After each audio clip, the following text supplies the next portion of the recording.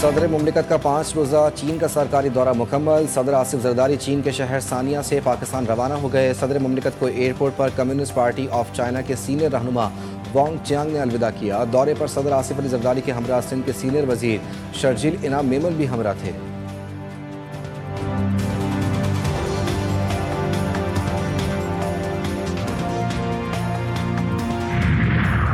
بجلی کی load management کا خاتمہ ہو چکا۔ گزشتہ روز ہمیں LNG گیس موصول ہو چکی ہے۔ وفاقی وزیر توانائی اویس لغاری کہتے ہیں کچھ روز تک عوام کو لوڈ مینجمنٹ کا سامنا کرنا پڑا۔ لوڈ مینجمنٹ کسی کوتاہی یا پیداواری صلاحیت کے نہ ہونے کی وجہ سے نہیں، ڈیزل یا فرنس آئل سے پیدا ہونے والی بجلی بہت مہنگی پڑتی۔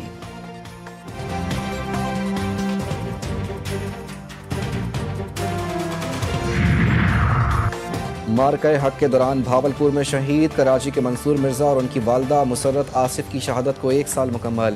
گورنر سندھ کی شہداء کی رہائش کا آمد، اہل خانہ سے تعزیتی ملاقات کی، درجات کی بلندی کے لیے دعا کی۔ نہال ہاشمی نے کہا کہ شہید منصور مرزا اور ان کی والدہ نے ملک کے دفاع کے لیے اپنی جانوں کا نذرانہ پیش کیا۔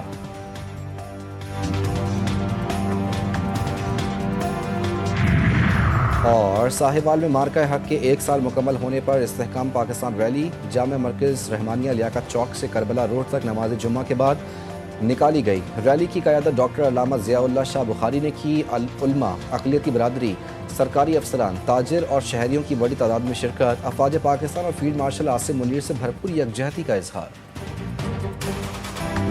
کانگریس کا ڈر، ٹرمپ انتظامیہ بار بار موقف بدلنے لگی، کبھی بڑے حملے کی دھمکی تو کبھی جنگ کے خاتمے پر اصرار۔ میڈیا رپورٹس کے مطابق ٹرمپ انتظامیہ کا کہنا تھا کہ ایران جنگ 7 اپریل کو ہونے والی جنگ بندی کے بعد ہی ختم ہو گئی تھی۔ 2 ہفتے کی جنگ بندی کے بعد سے امریکی فوج اور ایران کے درمیان فائرنگ کا تبادلہ نہیں ہوا۔ اس سے قبل ایسا ہی بیان سینیٹ میں وزیر دفاع پیٹ ہگزت کی طرف سے دیا گیا جب انہوں نے کہا کہ جنگ بندی نے مؤثر طریقے سے جنگ کو روکا۔ انتظامیہ نے ابھی تک 1973 کے قانون کے تحت 60 دنوں سے زیادہ کی فوجی کارروائی نہیں کی۔ اسے فوجی کارروائی کے لیے کانگریس سے باضابطہ منظوری حاصل کرنے کی ضرورت ہے۔ کوئی بحریہ نہیں، کوئی فضائیہ نہیں، ایران کے پاس کچھ بھی باقی نہیں بچا، ان کے پاس فضائی دفاع بھی نہیں ہے۔ امریکی صدر کا بڑا دعویٰ، کہا ایران کی 90% راکٹ بنانے والی فیکٹریاں تباہ کر دی گئیں، دفاعی صلاحیت کو بڑا نقصان پہنچا ہے، ایران کو کبھی جوہری ہتھیار حاصل نہیں کرنے دیں گے۔ اگرچہ فوری جنگ کا ارادہ نہیں، تاہم ضرورت پڑنے پر یہ آپشن موجود ہے۔ مزید کہا ایران کی معیشت ناکہ بندی کے باعث شدید متاثر ہوئی ہے، جبکہ امریکہ کی معیشت مستحکم ہے۔ پاک بھارت کشیدگی کا ذکر کرتے ہوئے ٹرمپ نے دعویٰ کیا کہ اس جنگ میں 11 طیارے گرائے گئے، بڑی تباہی سے بچاؤ ممکن ہوا۔ خطے پر پھر جنگ کے بادل منڈلانے لگے، امریکہ اور اسرائیل کا مختصر مگر طاقتور حملوں کا منصوبہ۔ امریکی اخبار کا دعویٰ، حملوں میں ایران کے انفراسٹرکچر کو نشانہ بنایا جا سکتا ہے، آبنۂ ہرمز کے ایک حصے پر قبضہ کرنے کا منصوبہ بھی شامل۔ رپورٹ میں کہا گیا کہ حملوں کا مقصد مذاکرات میں تعطل ختم کرنا یا جنگ کے مکمل خاتمے سے پہلے ایران کو آخری فیصلہ کن ضرب لگانا ہو سکتا ہے۔ ٹرمپ نے آبنائے ہرمز کا نیا نقشہ بھی شیئر کر دیا۔ نقشے میں آبنائے ہرمز کو آبنائے ٹرمپ کا نام دیا گیا۔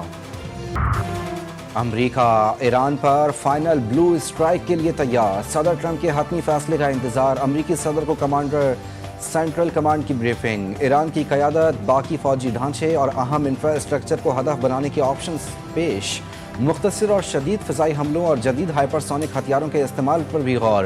رپورٹس میں دعویٰ، امریکی حکام کا کہنا ہے کہ یہ تمام آپشنز ایران پر دباؤ بڑھانے اور تعطل کا شکار مذاکرات میں پیش رفت کے لیے تیار کیے ہیں۔ امریکی صدر پینٹاگون کی گھڑی ہوئی اصطلاح کے بجائے خلیج فارس کا درست استعمال کرتے ہیں۔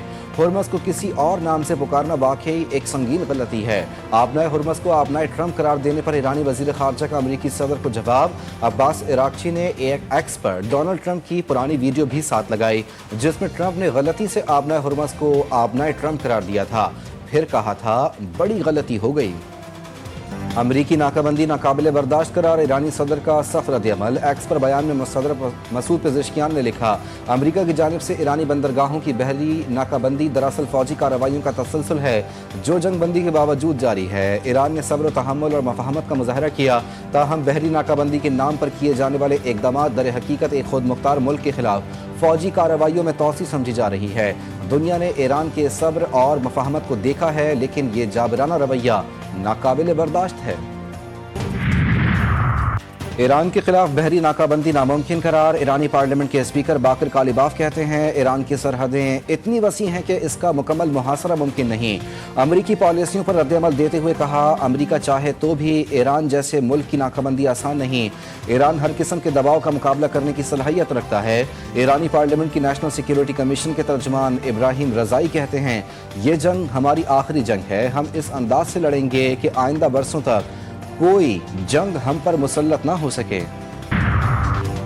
امریکہ کا ایران کے بیرون ملک موجود پینشن فنڈز اکاؤنٹس منجمد کرنے پر غور، وزیر خزانہ اسکاٹ بیسنٹ کہتے ہیں امریکہ ایران پر سخت معاشی دباؤ برقرار رکھے گا۔ امریکی وزیر خزانہ نے ایرانی تیل کے خریداروں کو بھی خبردار کر دیا، ایرانی تیل خریدنے والی صنعتوں اور بینکوں پر ثانوی پابندیوں کا عندیہ۔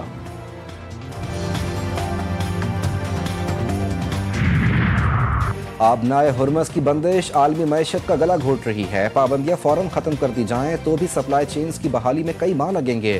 اقوام متحدہ کے سیکرٹری جنرل انتونیو گوتریس کا بیان، کہتے ہیں اقوام متحدہ کے ایگزیکٹو ڈائریکٹر جلد مشرق وسطیٰ کا دورہ کریں گے، ایران جنگ میں ثالثی کرنے والے پاکستان کے نمائندوں سے بھی ملاقات کریں گے۔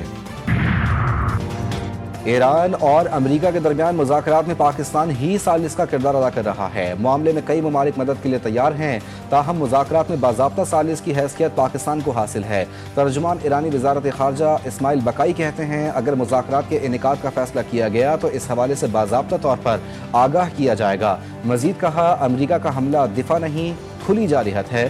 سوال کیا کہ کیا ایران کی جانب سے کوئی مسلح حملہ ہوا تھا جس کی بنیاد پر یہ کارروائی جائز قرار دی جا سکے؟ یقیناً نہیں، صورتحال کو دفاع خود ہی کہنا درست نہیں۔ چینی وزیر خارجہ وانگ ای اور امریکی وزیر خارجہ مارکو روبیو کے درمیان ٹیلی فونک رابطہ، امریکی صدر کے دورہ چین اور صدر شی جن پنگ سے ملاقات کے ایجنڈے پر تبادلہ خیال۔ چینی وزیر خارجہ نے تائیوان کے معاملے کو دو طرفہ تعلقات کے لیے سب سے بڑا خطرہ قرار دیا۔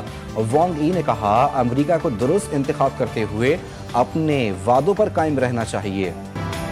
عوام پر ایک اور پیٹرول بم گرا دیا گیا، پیٹرولیم مصنوعات کی قیمتوں میں پھر اضافہ، پیٹرول 6 روپے 51 پیسے مہنگا، ہائی اسپیڈ ڈیزل کی قیمت میں 19 روپے 39 پیسے فی لیٹر اضافہ، نوٹیفیکیشن جاری، پیٹرول کی نئی قیمت 399 روپے 86 پیسے ہو گئی، ہائی اسپیڈ ڈیزل کی نئی قیمت 399 روپے 58 پیسے فی لیٹر مقرر، نوٹیفیکیشن کے مطابق پیٹرول پر فی لیٹر لیوی 3 روپے 88 پیسے کم کر دی گئی، ڈیزل پر فی لیٹر 28 روپے 69 پیسے لیوی عائد کی گئی۔